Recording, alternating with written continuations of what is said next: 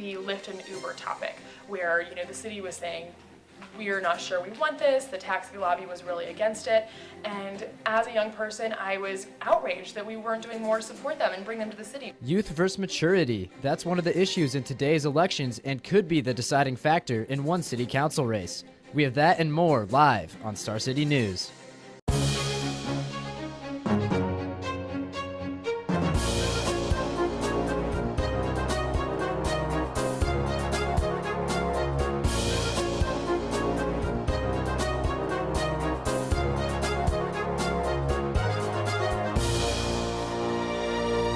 This is Star City News, live at 5. Welcome to Star City News. I'm Michael Shively. And I'm Kelsey Murphy. Our top story tonight is Lincoln's primary elections. Incumbent candidate for City Council Carl Eskridge is running against Mairead Safranek for District 4, which includes Downtown District and UNL campus. Safranek is only 23 years old and a recent UNL grad. Star City's senior political correspondent John Kipper starts our team coverage by looking more into her candidacy. John? One of the most interesting candidates in the 2015 primary election is Mairead Safranek. The 23-year-old does have some political experience, as she served on the Deb Fisher and the Pete Ricketts political campaigns. Now, the most important issue that she's trying to focus on if she is indeed elected is getting young professional jobs. What she says is going on in Lincoln right now is what's called a brain drain. That being young people come to UNL, get their degree, and then leave Lincoln for a bigger and better city. If elected, she's looking to change that. I think jobs is the number one issue. I know that most of my friends left because they found a great job somewhere else. And so for me, it's making sure that we have competitive jobs. We do have a low job rate or a low unemployment rate here, which is fantastic, but we need to make sure that we have the right jobs to keep the bright minds here. The South Beltway, a road that will allow Lincolnites to get from east to west much faster than the current pace, is expected to be completed near 2020. Safranek said that this Beltway needs to be finished on time, as Lincoln traffic can really turn young adults off. I mean, just scroll through your Twitter feed and you see the number one thing my friends and peers are tweeting about is they're sick of the snow removal, the potholes, and the traffic. Another pulverizing issue for the city is what to do with Pershing Auditorium. Some want the city to sell the property off and use the money for tax relief. Safranek has a different idea. In Lincoln, the University of Nebraska, Lincoln is considered a food desert, which means that we don't have access to a grocery store, essentially. And so I've seen some really interesting ideas for turning it into kind of a co-op or using it as some kind of market where everyone downtown can access groceries, fresh produce, that kind of thing. Now, one of the two main issues in terms of crime that Safranek wants to focus on, the first one being gang violence. She's a young woman that lives in the downtown district, and sometimes she's a little bit afraid to go home at night. And the second issue being small crimes, such as a hit and run. She got involved in a hit and run not too long ago. The police told her they just didn't have the resources to help her out.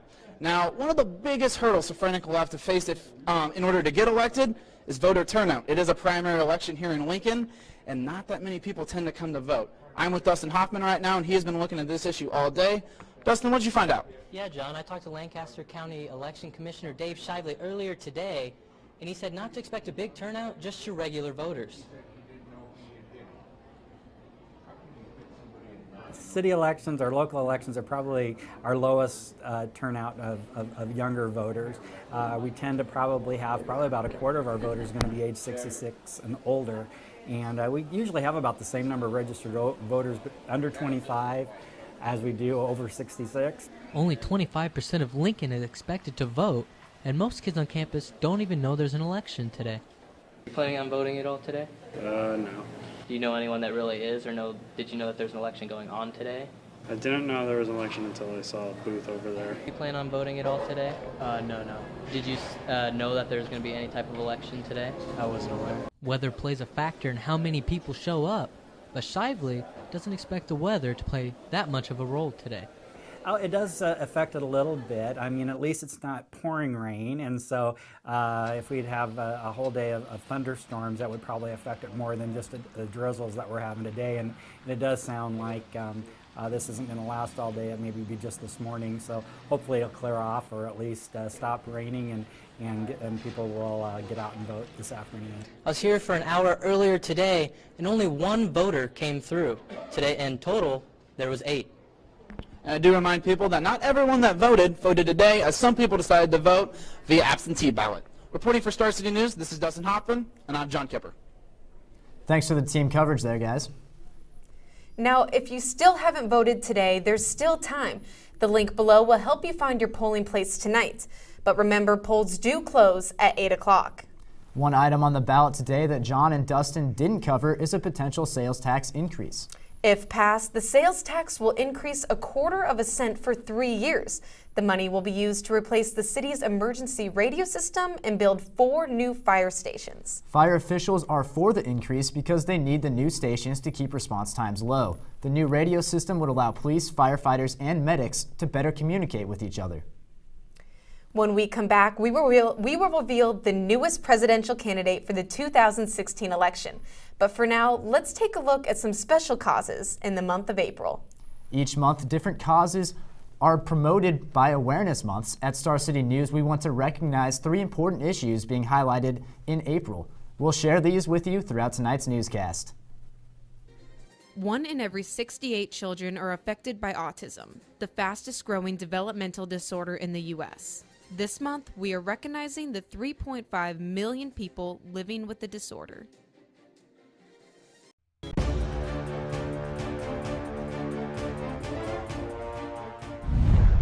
Welcome back to Star City News. Tragedy in the air again, this time claiming the lives of Illinois State boosters and members of the athletic department following their plane crash after they attended the NCAA men's basketball championship game in Indianapolis. Here's Tanner Westerholt with more details about the accident. Altogether, there were 7 people on board. The plane left Indianapolis just after 11 p.m. on its way to Bloomington, Illinois, but didn't make it. It crashed just a mile from its final destination. The plane, which was carrying people associated with Illinois State Athletics, crashed just miles from Bloomington's airport. Authorities are still investigating the accident, but they believe heavy fog was the cause for the crash. The radio tower lost contact with the plane around 12:15, and a search party discovered the wreckage just after 3 this morning. On the plane was 39-year-old Aaron Leach, Illinois State Deputy Athletic Director. Leach has been involved with the university since 2013. 37-year-old associate basketball coach Tori Ward, who was with the program since 2012. The other 4 people, along with the pilot, were boosters for the university and were local business owners in the area. Ward tweeted a picture of the plane the group took to Indianapolis just hours before the crash. Scott Bittner owned the plane. The crash is currently under investigation, but authorities did say there was 0 visibility due to heavy fog in central Illinois. Airport officials also said their runway lights were fully functioning. Live from the newsroom, I'm Taryn Westerholt reporting. Thanks, Tanner. Jurors in the Boston bombing trial began deliberations today. 21-year-old Jahar Sarnayev is charged with 30 counts, including setting off weapons of mass destruction at a public event as an act of terrorism. 17 of these counts carry a sentence of life in prison or death. If the jury finds him guilty of any of the capital crimes, the trial will move on to a penalty phase. There's no timetable for when deliberations will be complete. Son of the 3-time presidential candidate Ron Paul is continuing the legacy. Rand Paul is running for the president's election in 2016. He announced his candidacy today at a rally in Louisville, where he energized the crowd, bringing up his plans to defeat the American enemy. And not only will I name the enemy, I will do whatever it takes to defend America from these haters of mankind.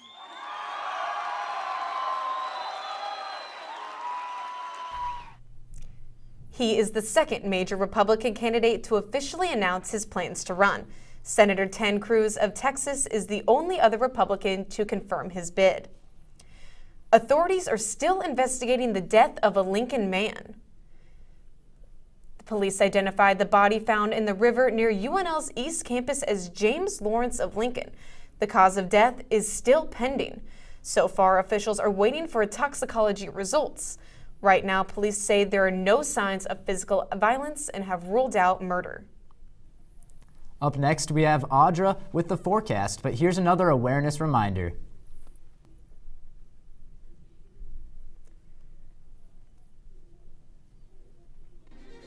April is Sexual Assault Awareness Month. Nearly 1 in 5 women and 1 in 71 men will report experiencing rape sometime in their lives. President Obama dedicated the month in 2010 to recommit the nation to raising awareness, expanding support for victims, and strengthening response to sexual assault. As severe weather season approaches here in the state of Nebraska, it is important for you to know the difference between a watch and a warning. A severe thunderstorm watch is where the potential exists for severe weather to develop, where it could produce large hail and strong winds. While a severe thunderstorm warning is where it has been either indicated on a radar or observed by a National Weather Service spotter. There's 3/4 inch or penny sized hail, and where the wind is gusting greater than 58 miles per hour. While tornadoes are associated with severe thunderstorms do not always produce a tornado. A tornado watch is where the conditions are favorable for a tornado to develop, while a tornado warning is where it has either been indicated by a National Weather Service radar or has been observed in the field by a spotter. This is Casey Coranda with your tips. After this, Audra Moore will be back with your weather. And now, a look at the forecast with Star City Weather. Good evening, Lincoln. Let's take a look at your current weather. 52 right now in the capital city. Still overcast as it has been throughout the day. The drizzle has stopped though, so that's a promising sign. Our winds are out of the northeast at about 10 to 15 miles per hour. We'll take a look at our almanac for the day. Our high was 56 degrees and our low this morning was 48. About average, a little bit warmer for the low and not quite our average high, but that's all right. It's still April. There's a lot of time left. We'll take a look at our current temperatures across the state. A little bit warmer out west, 52 in North Platte, 51 in Broken Bow. As we head across the eastern part of the state, 44 in Columbus, 48 in Omaha, and 52 currently in Lincoln. Tonight, our low is 45, going to stay overcast throughout the night, which is going to keep our temperatures consistent as we head into tomorrow morning. Our winds will be out of the north-northeast at about 5 to 10 miles per hour. Tomorrow, we've got about a 40% chance of rain and thunderstorms. Our high will be 60 degrees. 9 a.m. as we start our day tomorrow, 48 degrees, 54 by noon. As we reach 3 p.m., 59 degrees here in the capital city, and by 6 p.m., 60 degrees, which is our high. We will see the chance for rain and thunderstorms. We're only in a slight risk for severe weather tomorrow, but can't rule anything out just yet. We'll take a look at the week ahead. Thursday, 60. And chance of rain, breezy as we head into Friday, though sunny. Our high will be 57. Saturday looks to be a pretty nice day for that spring game. A high of 65 degrees, partly cloudy. As we head into Sunday and the beginning of next week, chance of rain Sunday and Monday. Your high for Sunday, though, is 69 and 63 on Monday. Tuesday, partly cloudy with a high of 68. For your Star City weather, I'm Audra Moore. Kelsey and Michael, back to you at the desk. Thanks, Audra. It's gloomy outside and everyone needs something to brighten up their day. Kelsey, I think I know what would brighten yours. A kiss from Adam Levine. Oh, you know, I would never turn down a kiss from Adam Levine. You're right there. But I don't think I'd go to the extent that one fan did while Adam was performing on stage. Let's go to our entertainment reporter, Amsley Sinkbile, who has more on the story.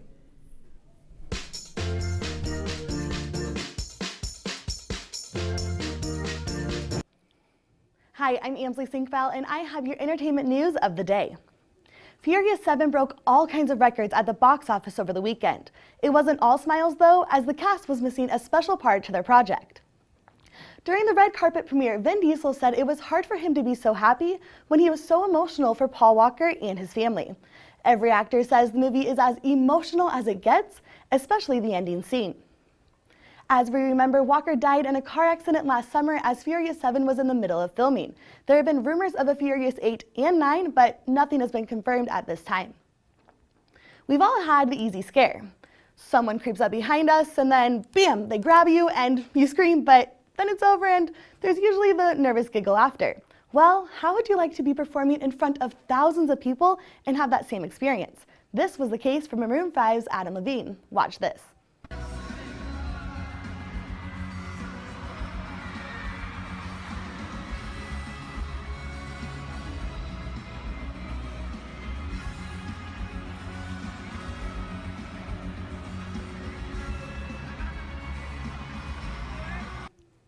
Levine took the scare like a champ and even told the audience to never ever do that again because it's super terrifying. I'm just thankful the only damage done to Levine was a little cut to his ear. It was written a long, long time ago. So bye bye, Miss American Pie. Drove my Chevy to the levee, but the levee was dry. And them good old boys were drinking whiskey and rye, singing this'll be the day that I... The original manuscript to American Pie has been sold for $1.2 million at an auction this morning. Songwriter Don McLean said he had decided to sell the manuscript on a whim. Rumors claim there was a secret message within the manuscript, but McLean has admitted that the 8-minute song is about the death of his friend Buddy Holly.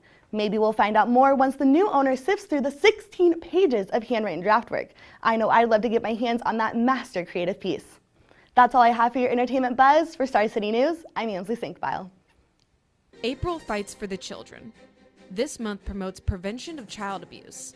Research shows that last year 1,825 children were abused or neglected each day.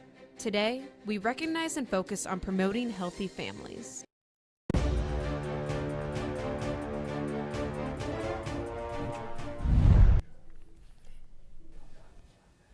Welcome back to Star City News. Here's Rachel Hofstra with sports.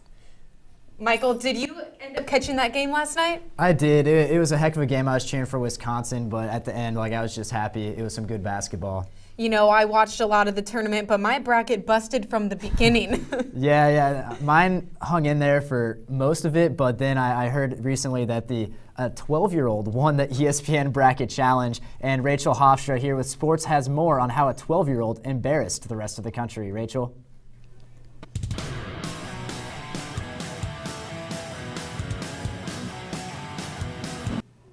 I'm Rachel Hofstra, and here's what's hot in sports today. As you probably know, Duke just won the NCAA championship game over Wisconsin 68-63, and now it's the women's turn to take the court. Tonight, Connecticut and Notre Dame will be going head-to-head in the fight for yet another title. The two teams competed for the title last year, with UConn coming up on top.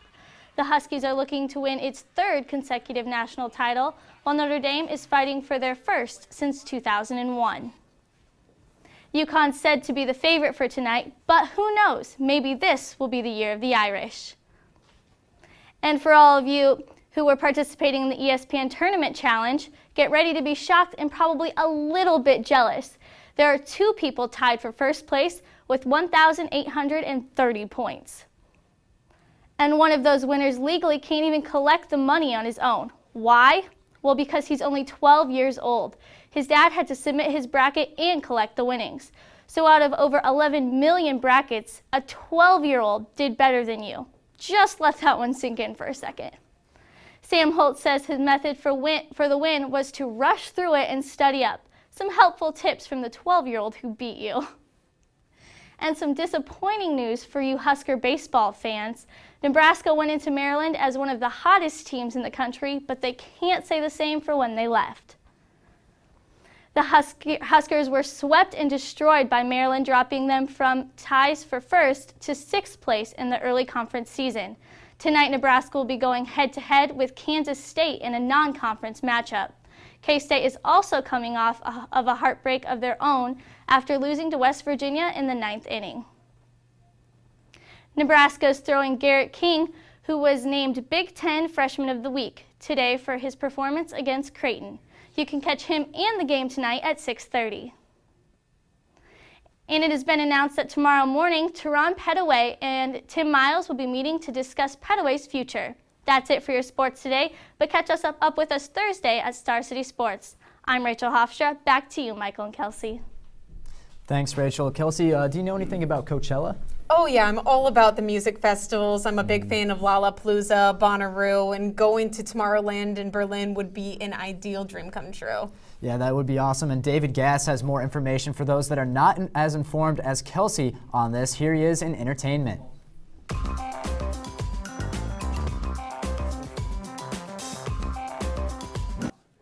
Hey, what's going on? My name is David Gass with your social media news. Nowadays, we're either posting on or browsing through our social media feeds around the clock. But the artists and staff preparing for Coachella will have to take a social media cleanse until gates open this weekend. Event administrators have asked that staff and artists preparing for the festival stray from posting photos of the site to embrace the sense of discovery for concert goers arriving this weekend. Aside from social media blackout at Coachella has also banned the use of selfie sticks on the concert grounds. But hey, who can blame them? Have you checked out the new Twitter update? Twitter is now allowing you to comment on retweets. The platform has been making tweaks to the retweet feature in an effort to make the app more visually appealing. As of now, Twitter users are expressing mixed emotions about the change. While some have been waiting for this type of update, others are complaining that the change makes the app look cluttered. Snapchat has also made some adjustments to their popular photo and video app. Upon hearing that users were distraught after losing the best friend feature back in January, Snapchat introduced coded emojis this week.